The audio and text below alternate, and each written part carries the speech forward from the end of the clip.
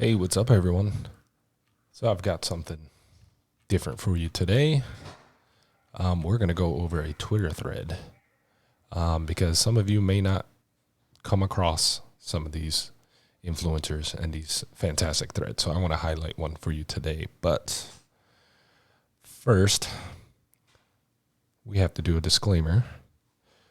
Nothing we say is financial advice. Don't do what we say or do. Or Airborne Monkey will say another Mike's mom joke that isn't funny and makes us read it again. That's great. Thank you, Tangled Lotus, for that. Unknown caller. So, all right. This one comes from Gigi. It's a fantastic thread, so I want to walk through it, give you some thoughts. Here he writes, I am a Bitcoin maximalist from first principles. Not by choice. I've reasoned myself into maximalism, and you can too. Bitcoin is a crypto economic system. Both parts are required. Crypto is not enough. You need the economic part too. If you don't understand why, read this book. And I have not read this one, but I think I will have a pass after I'm done my next round of books. So all competing systems need a monetary token to ensure the integrity of public information without a trusted third party. Without a monetary token, trust in a quorum or similar is required, a small group of people holding private keys that rule the system. Well said. And here's a quote here. Using private information is the conventional way to secure public information cryptographically. It is also the conventional way to ensure its validity and integrity. Someone holds a private key. This person or entity is responsible for keeping the key secret. Consequently, the security integrity of the encrypted, signed public information relies on this trusted third party. Here's the riddle to be solved. How can we create public information with similar security and data integrity guarantees without the use of any private information? And if you want to know what he means here, I highly suggest looking up PKI, public key infrastructure, or you just pick up a Bitcoin book. They'll go over the public and the private and public keys. So proof of work is the only thing that can build an irrefutable history of events without relying on trust. Without their reification, it's actually not a word I'm familiar with. Let's see here. Reification, the act of treating something abstract, such as an idea, relation, system, quality, etc., as if it were a concrete object. Interesting. Learn something new every day. Of information, trust is required. Proof of work puts truth into history. It is the only consensus mechanism that works without trust. Money is a requirement. If the native unit is bad money, the network will have bad security. All money competes for liquidity. Without money, no security. Without security, no value. Without value, no immutability. Proof of work makes electricity a requirement. All electricity competes for utility, or more accurately, all utilities compete for electricity. Electricity equals shield thickness, nothing else. I was looking at this graphic. I believe this is the hex value for the difficulty, which would make sense from what I'm seeing here, right? Rolling the dice, generating a nonce to put into the hash function with the transactions and so all the data that goes in there, plus the nonce into the SHA-256 hash output function, and will it generate a hash lower than this number? Right, I believe that's what this is here. So, interesting graphic. Electricity is singular. You can't use the same kilowatt hour for 10 different things. You have to split it. You have to decide. Energy can't be copied. And interestingly, I had stuff highlighted here, and it appears that my highlighter has disappeared. So this was one of the things that I wanted to highlight was the energy can't be copied. This is well said. I think when he said electricity is singular and you can't use the same kilowatt hour for 10 different things, probably needs a little more nuance there. But essentially, if I design a circuit, I could design the circuit such that I can add loads. I can add loads to the circuit, which will draw on the amperage, on the current, right? And so, from a node in a circuit, which is just where the multiple branches of a circuit meet, once it splits off, now you have made that current divisible, right? So many amps now go in another direction, but in the end, it's the same amount of electrons flowing throughout the entire system, right? So you can split it, but it can't be copied, right? It's the matter cannot be created nor destroyed, right? Same thing with energy. So great statement there. Money is singular. You can't store a week's worth of money in both gold and silver. Again, you'd have to split it. You have to decide value can't be copied. I think this one needs, it's probably up to interpretation on that, right? There could be some nuance there, but you get what he's saying. So I think the simplicity of the statement speaks for itself. It's probably best to leave it there. Consequently, network effects emerge. It is better to hold the hardest and most secure and most liquid money than some random shitcoin. It is better to mine the hardest and most secure and most liquid money than some random shit. Oh, I repeated. Especially if your intention is to sell it anyway. And this is a fantastic point where people who hold all these other tokens other than Bitcoin they're future sellers, right? If they're telling you that they're going to hold whatever token forever, I simply believe they're lying. Okay, I think they're lying to you and planning to dump on you. Maybe there's some developers or a few hardcore people who really believe that, well, it's I feel sad for that. That's unfortunate, but most of the people in the shitcoin space, they're just future sellers. Once you hold a certain money, you are incentivized to use and protect said money properly. Not your keys, not your coins, not your node, not your rules, not your hash, not your say. The design space of money is limited. There is no need to reinvent the wheel, and there is no need to reinvent perfectly sound money. Bitcoin is pretty much perfect, absolutely finite, insanely divisible, no mass, can be teleported, and can be held in your head with infinite value density. Permissionless and easily, cheaply verifiable by anyone. This is key, right? It costs little, and it's very easy to verify a SHA-256 hash that it actually was under the target difficulty.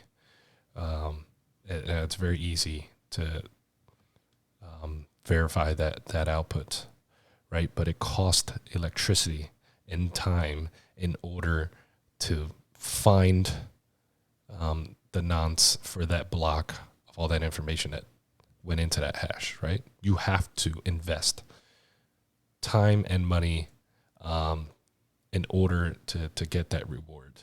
But it's easily verifiable. Issuance schedule set in stone, linked to time. And I think if you zoom out, this statement is true. Meaning that if you average the block time over 216 blocks, then you get just about 10 minutes. The whole point of adjusting the difficulty is to maintain the block per 10-minute approximation. And this has stayed the same, right? It is a bastion of monetary policy. Without demand and long-term holding, the value of all shitcoins trends towards zero in Bitcoin terms. That's great. Consequently, the security of all shitcoins goes to zero in the long run. Non-proof of work chains are insecure and centralized by default. I couldn't agree with this more. One day I'll do a video on ripping apart proof of stake, but we're not going to get into that today. While Bitcoin's supply schedule is unchanging, the network is not. Upgrades have been made in the past, enabling Lightning and other things. By the way, the things you can do, everyone seems to think that you have Bitcoin and then everyone's delusional because, Lightning makes payments and who cares? I think that'll be another topic, is to show all the cool things you do with Lightning. You will be surprised if you have been in DeFi land and you have been brainwashed into there's no development going on the Bitcoin side or Lightning Network side. That's false. It's completely not true. And there's a lot of really cool shit.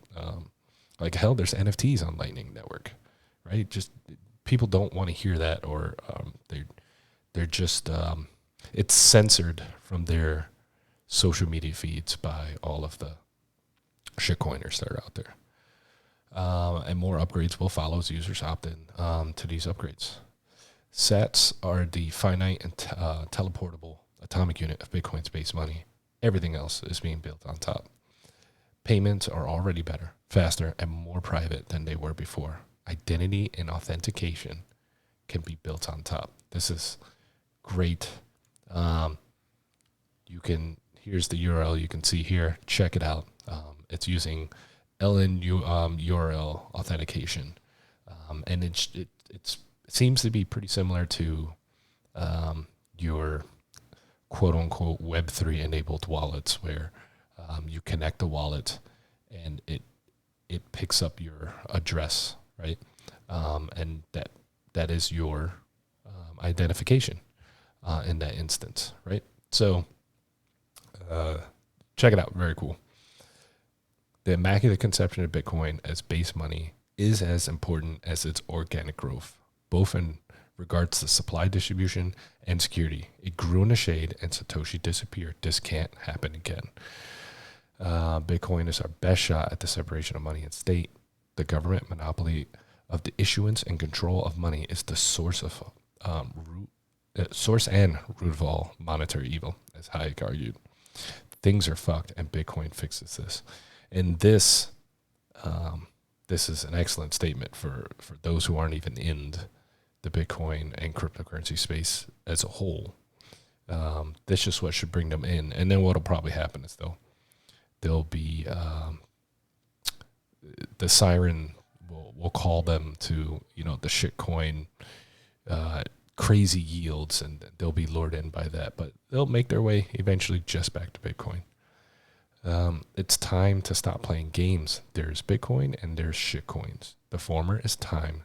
The latter is a waste of your time. I can't even stress this enough. Some of you are going to have to learn the hard way before you really get that. Bitcoin is freedom money. All other monies enslave you in one way or another. Only Bitcoin makes the individual sovereign. Excellent thread. Some people are never going to see it. I really wanted to highlight it. I was going to reply, but it would have been just like this long chained thread. And this is ridiculous. As a 12-year Silicon tech professional with 4 billion startups behind me, which he's credentialing right now, he's saying, I'm successful, therefore you should listen to me, which is complete horseshit. Well, Mr. 12-year Silicon Valley tech professional, I'm a technical person in the tech industry for far more than 12 years, who probably helped make companies like yours rich off the backs of us who actually work on your products, who actually develop your products and deploy your products and sell them to your customers and consult for them. So, I'm glad you got potentially lucky there. I don't know the story, but credentialing here is useless. That's my point. Okay. I reasoned myself into investing into people and software. I don't select only one type of people, and I don't limit my solutions to only one version of software. This is the dumbest thing I've ever seen. Are you trying to say that Bitcoin has one version?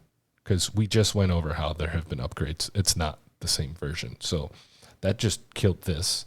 Fewer tools yield worse results. That's a straw man argument. I suppose that's a true statement. It just doesn't apply here. The Bitcoin protocol. Now, if you want to attack for wanting to have one protocol for all the cryptocurrency, okay, I get that. And you would be incorrect, right? Having one protocol or a suite of protocols, because what I'm going to say is suite of protocols, like Lightning Network is now on Bitcoin. There are other layer twos, right? We're going to say a suite of protocols. Well, what is a suite of protocols that we've used for absolutely ever, or damn near ever? TCP/IP, right? And the routing protocols that run over BGP has been used for a very, very long time. Okay, MPLS has been used for a long time. These are there are numerous things that we use in tech that the actual protocol concepts have been out and implemented and executed for decades, right? Because it is now the most reliable thing we have for that mode of communication, right? It's what the internet is built on.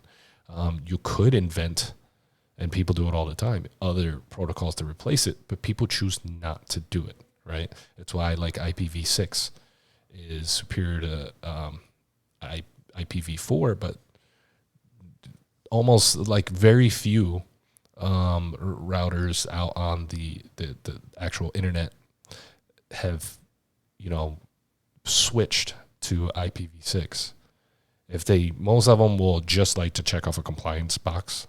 They'll instead just like run dual stack, but they're really just doing everything over the IPv4 side anyway. It's because we don't actually need it. It's because we've made so many improvements to work with what we have, and people just don't want to go through the extra work in many cases to switch their infrastructure over when, we found ways to increase the amount of IP addresses out there, right? And like port address translation and stuff like that. Like, so this, seeing how, and if you work in tech, you should know that, right? So this is so nonsensical.